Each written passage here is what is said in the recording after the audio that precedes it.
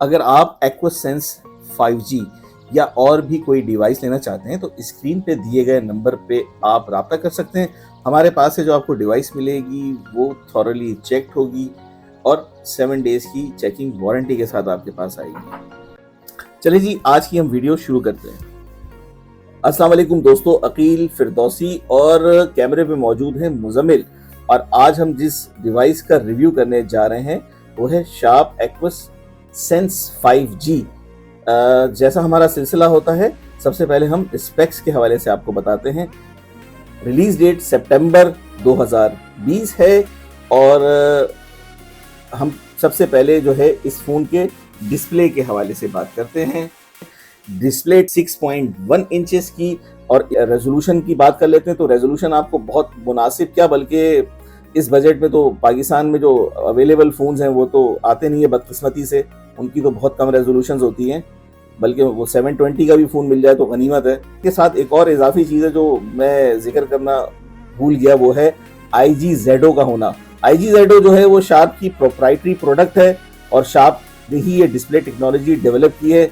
आपको इसमें HDR10 का सपोर्ट मिल जाता है, यानी कि नेटफ्लिक्स हो गया, हुलू हो गया, अमेजॉन प्राइम हो गया, जो भी कंटेंट आप इस तरह के देखते हैं अगर देखना चाहते हैं, और यूट्यूब पे भी अब तो काफ़ी HDR10 का कंटेंट अवेलेबल है, तो वो आपको एक बहुत अच्छा इसमें फ़र्क मिलता है और इसका डिस्प्ले बहुत खूबसूरत और नुमाया महसूस होता है। इंतहाई शानदार 436 पिक्सल पर इंच का होना, डेंसली आप कह सकते हैं पैक्ड है, फुल ऑफ पिक्सल्स हैं, इंतहाई ब्राइट डिस्प्ले है।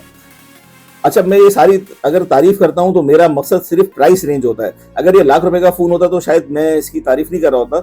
इस वक्त जो इसका प्राइस ब्रैकेट है वो आपको 20-22 हज़ार के दरमियान, अगर बहुत अच्छी कंडीशन में फ़ोन है तो मिल जाएगा, और अगर बी ग्रेड है या सी ग्रेड में है, डेंट्स हैं या स्क्रीन डैमेज है या उसमें स्पॉट्स हैं, तो फिर उसकी प्राइस का कोई मेयार नहीं है। मतलब वो तो आपको 10,000 से लेके फिर पता नहीं 12,000 में मिल सकता है। क्योंकि अक्सर आर्गूमेंट करते हैं कमेंट सेक्शन के अंदर कुछ दोस्त हैं हमारे, और वो कहते हैं यार आपने ज़्यादा दाम बताएं। ज़्यादा दाम बताता नहीं हूँ, मेरा मकसद ये होता है कि जो लोगों की रहनुमाई हो सके, जो वो वीडियो देख रहे हैं उससे कुछ वो हासिल कर सके। मैं आपको एक करंट मार्केट का एवरेज प्राइस बताता हूँ, उसमें 1,000, 2,000, 1,500 रुपये ऊपर नीचे हो सकते हैं ए ग्रेड डिवाइस का, यानी जिसमें कुछ रिप्लेस ना हो, लोकली इसमें रिफर्बिशमेंट ना हो और डिवाइस अपनी असली हालत में इंटैक्ट हो। उसके बाद हम प्रोटेक्शन के हवाले से बात करते हैं। इसमें आपको कॉर्निंग गोरिल्ला ग्लास मिलेगा। अब हम इस फ़ोन के CPU के हवाले से बात करते हैं। इसमें आपको स्नैपड्रैगन 690 मिलता है, साथ में एड्रीनो का GPU 619। पाकिस्तान में जो अवेलेबल वेरिएंट है वो 4 GB रैम और 64 GB बिल्ट इन मेमोरी के साथ आता है, साथ में SD कार्ड की सपोर्ट भी आपको मिल जाती है। अच्छा, जब हम रैम की बात करते हैं तो रैम पे मैंने इससे पहले भी कोशिश की है 1-2 दफ़ा समझाने की कि अगर फ़र्ज़ कीजिए कि इसकी रैम या मेमोरी जिसको हम कहते हैं रैंडम एक्सेस मेमोरी, वो हमें 4 GB नज़र आ रही है। अगर हम इसको कंपेयर करते हैं, हमारे पास जो बदकिस्मती से लोकली असेंबल फ़ोन हैं उन पे 8-8 GB और 12-12 GB लिख दिया जाता है, लेकिन कभी भी कोई भी फ़ोन मैन्युफैक्चरर जो है वो उसका स्टैंडर्ड नहीं बताता है। स्टैंडर्ड का मतलब ये होता है कि जिस तरह से हर साल तब्दीली आती है मॉडल्स के अंदर, मेमोरी के अंदर, चिपसेट के अंदर, तो इसी तरह से रैम के मॉड्यूल के अंदर भी चिप्स का फ़र्क आता है। जैसे कि ये 1866 मेगाहर्ट्ज़ पर ट्यून हुई रैम है, LPDDR4X टेक्नोलॉजी है, ऑब्सलीट नहीं है, बमुश्किल साल भर पुरानी आप कह सकते हैं कि ये 2020-2021 के ज़माने की टेक्नोलॉजी है। तो इनसे भी बहुत फ़र्क पड़ता है, यानी कि जो बस स्पीड होती है रैम की, उसकी वजह से आपका फ़ोन बहुत बेहतर परफॉर्म करता है। अगर यही फ़र्ज़ कीजिए इसमें 8 GB मेमोरी होती और LPDDR1 होती या 2 होती, तो वो बिल्कुल भी इसके करीब नहीं भटक सकता वो फ़ोन। ठीक है, ये मैं कोशिश करूँगा कि आपको हर वीडियो में एक-एक छोटी-छोटी जो है ये बात बता दिया करूँ कि भाई क्या फ़ायदा है।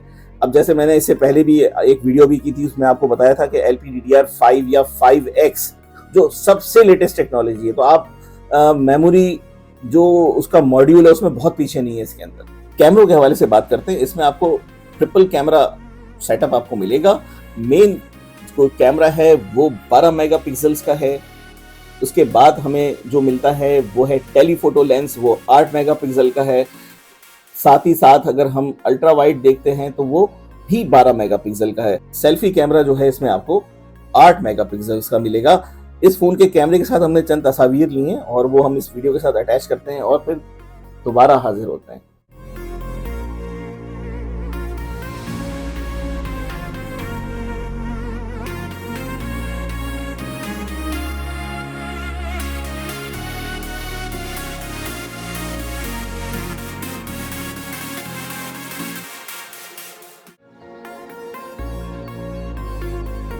बैटरी के हवाले से बात कर लेते हैं। फोन में आपको 4570 मिली एम्पेयर की बैटरी मिलती है। आप पूरे दिन इसे बासानी इस्तेमाल कर सकेंगे, क्योंकि जो स्नैपड्रैगन की जो सीरीज है 600 सीरीज है, ये काफ़ी आप कह सकते हैं कि ये बैटरी को बहुत अच्छा मैनेज करती है। साथ में इसके अगर हम थर्मल्स भी देखेंगे, इंडोर के अंदर, आउटडोर के अंदर, इवन आउटडोर में और सख्त गर्मी में भी इसके थर्मल्स भी बहुत मुनासिब मिलेंगे, यानी कि फ़ोन बेजा गर्म नहीं होगा और आपका काम चल जाएगा। अमूमन क्या होता है कि हम जब फ्लैगशिप में जाते हैं तो वहाँ हमें कुछ कुर्बानियाँ देनी पड़ती हैं।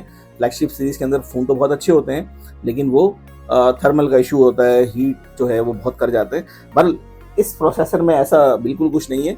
जहाँ कुछ आपको कट डाउन होंगी चीज़ें तो वहाँ कुछ आपको इजाफी चीज़ मिलेगी। ये एक आम इस्तेमाल के लिए एक बहुत अच्छा फ़ोन है, यानी जिसमें आपकी बेसिक एप्लीकेशन का यूज़ हो, व्हाट्सएप हो, मैसेजिंग हो, social media, streaming platform HDR10 की सपोर्ट की वजह से अच्छा हो जाता है। तो इसमें आपको कहीं पे भी ये फ़ोन लेट डाउन नहीं करेगा, कहीं आपको मौका नहीं देगा शिकायत का। पोर्ट्स के हवाले से बात कर लेते हैं। इसमें जो आपको चार्जिंग पोर्ट मिलेगी वो USB Type-C मिलेगी। अच्छी बात ये है कि ये 27 वाट की चार्जिंग ले सकती है। अमूमन क्या होता है कि इस बजट में क्या, बल्कि हमारे पास काफ़ी सारे जो फ़ोन आ रहे होते हैं मोटो में या और भी कंपनीज़ के अंदर, उसमें हमें मैक्सिमम चार्जिंग जो है ना इस बजट के अंदर वो 10 वाट की मिलती है।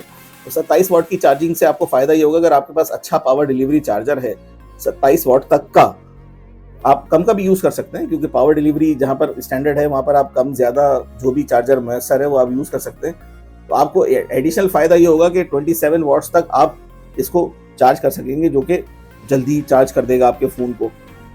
अमूमन एक चीज़ जो है इसमें वो अच्छी है, वो है 3.5 mm के हेडसेट जैक के होने की वजह से।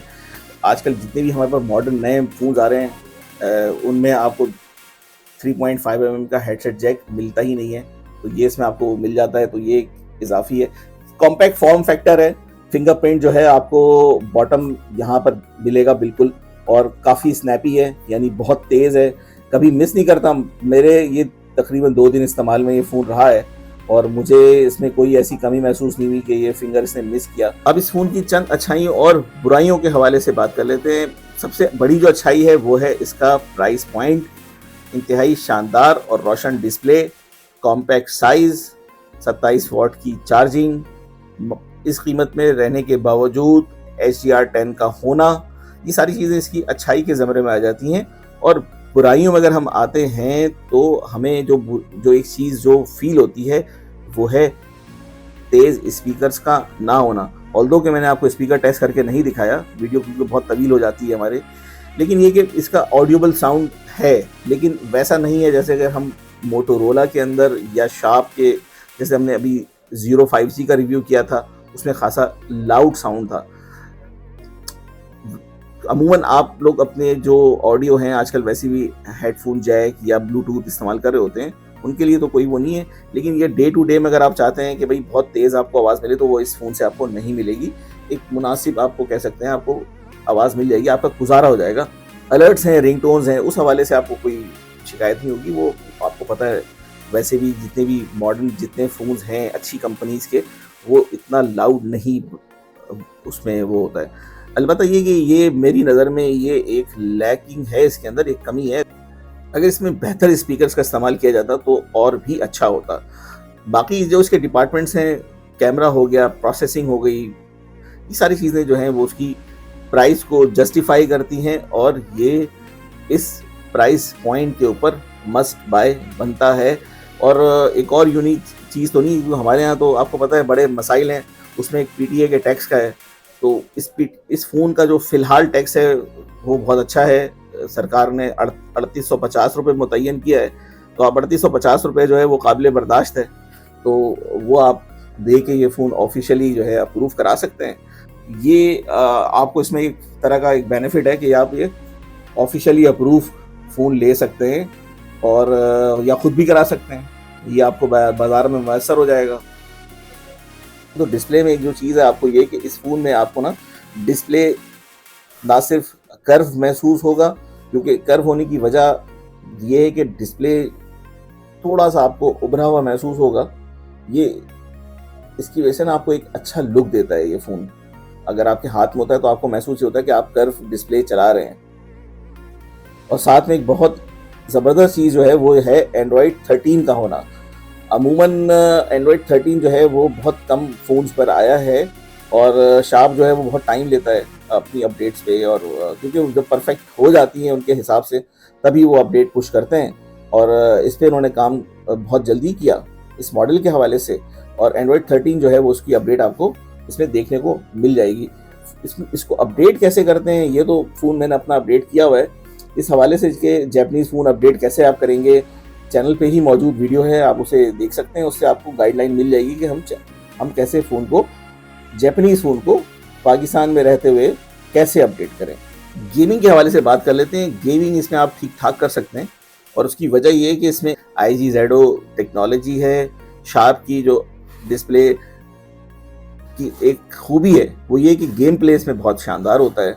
इसमें जो आज के दौरे हाजिर के जो अच्छे ग्राफिक जहाँ पर रिक्वायर्ड होती है जिन गेम्स में, जैसे एसफल्ट हो गया, पबजी हो गई, मॉडल कॉम्बैट है, ये मैंने गेम्स प्ले किए हैं, मुझे इनमें कहीं ऐसा नहीं लगा कि ये गेम्स बहुत लैग कर रहे हैं। बहुत स्मूथ आपको इसमें मिलेंगे ग्राफिक्स। इसी के साथ आज की हम वीडियो अपनी यहीं पे ख़त्म करते हैं। उम्मीद करते हैं आपको हमारी ये वीडियो ज़रूर पसंद आई होगी, और अगली वीडियो के साथ जल्दी हाजिर होते हैं। अपना बहुत ख्याल रखिएगा। अल्लाह हाफ़िज़।